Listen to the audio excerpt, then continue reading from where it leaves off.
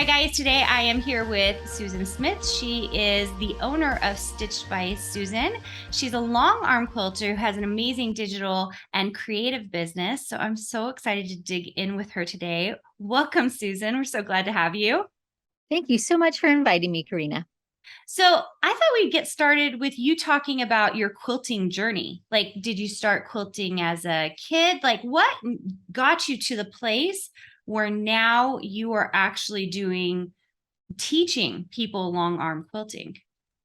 Well, it certainly has been a journey. I'll try to sum it up in just a couple of sentences. But I grew up in northern Canada, and my parents were honestly pioneers. Quite a lot of my childhood, we had no electricity or running water, or in fact, indoor plumbing. So I learned quilting at my mother's knee. She was, a traditional quilter and, cutting out pieces with cardboard templates and hand quilting and all those things. So I have made quilts all my life. However, it's just in very recent years that I moved to an area. Currently live in Eastern Washington State, and I don't have friends that are hand quilters, and it's just taking way too long, right? So I explored machine quilting first on my domestic machine, and then a friend invited me to use her long arm one afternoon. And that afternoon, I knew this was what I wanted to do. So that was 7 years and about 1,100 quilts ago. And so I just dove into offering machine quilting as a service, first for my friends and gradually built a clientele. And then things changed for our family, as it did for many families early in the pandemic. I had to make some decisions. Was I going to make my, kind of part time hobby ish quilting into a real job, or did I have to go out and get, a job outside the home? So I decided to invest in growing my business. And by that time, I already felt I had enough skills that I could teach. I had something to offer. I knew kind of what my niche was, which is really freehand and edge to edge quilting. And not a lot of people are teaching that. So I thought, that's what I love to do. That's what I want to offer.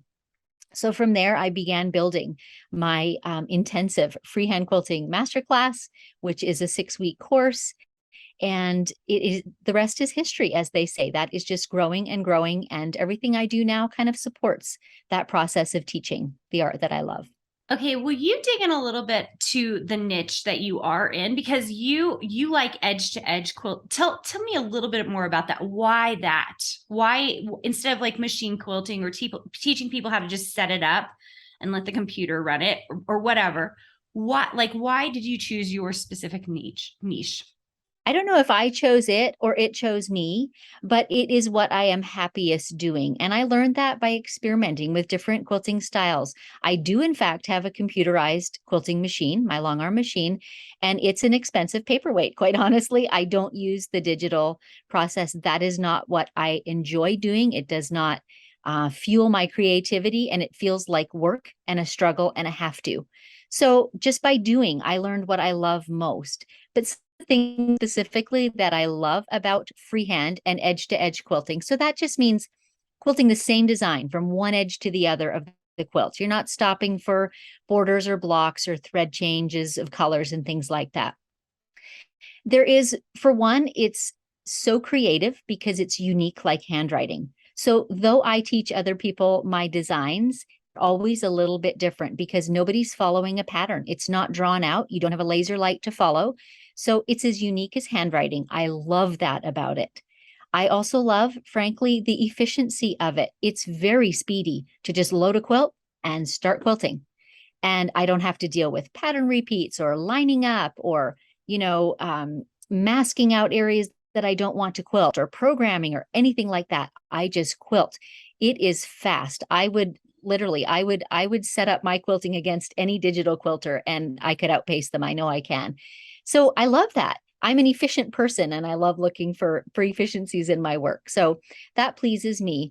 And I love the creativity too of finding designs in unusual and unexpected places and translating them into something that I can quilt.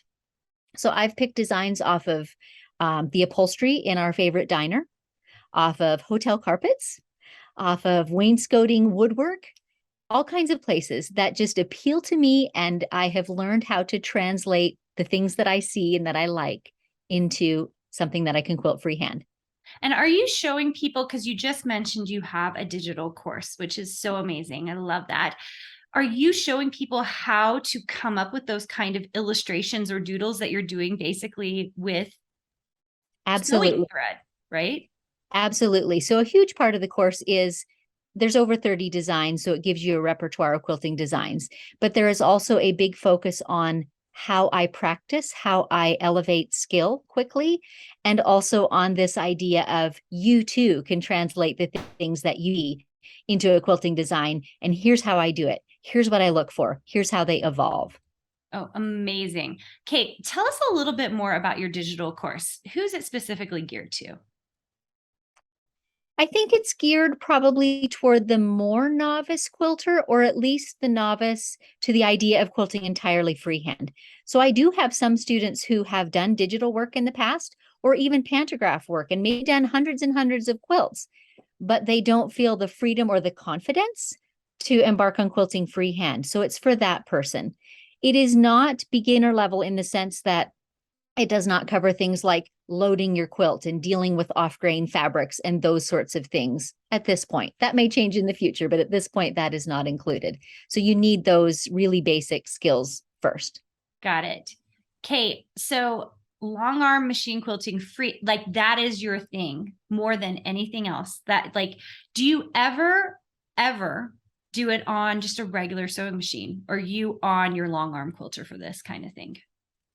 I did start by sewing on a domestic sewing machine. I didn't invest in a long arm immediately because I didn't know that's what I wanted to do. But nowadays, I strictly quilt on the long arm. It is two very different skills. You know, the long arm, you are drawing on the surface of the fabric. And on a domestic or a sit down machine, you are moving the fabric under the needle. And it's literally like left and right hands. So, for example, if you're making a circle with the long arm, you can move clockwise and make a clockwise circle. On a sit down machine, you have to move the fabric counterclockwise in order to stitch clockwise. Does that make sense? Yeah, So, it's totally. two really different skills. There are quilters who do both, but then you have to practice both. It's not super easy to go back and forth between. Yeah. Well, I was just thinking about that because I don't have a long arm. So I do all of my quilting on a machine, unless I'm sending it out, of course. Yeah. So, and that's what I do.